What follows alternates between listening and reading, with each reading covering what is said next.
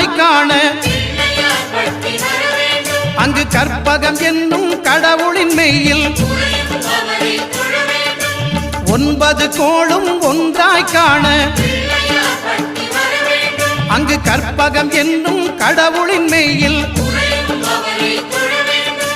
சூரியன் முதலாய் 9 கிரகமும் பலவித குணங்களை கொண்டிருக்கும் எங்கள் கற்பக தருவில் அவை வரும்போது ஒன்றாய் சேர்ந்து பலனளிக்கும்.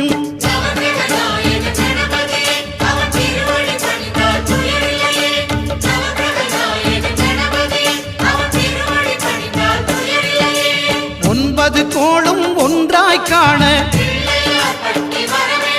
அங்கு கற்பகம் என்னும் கடவுளின் மெய்யில்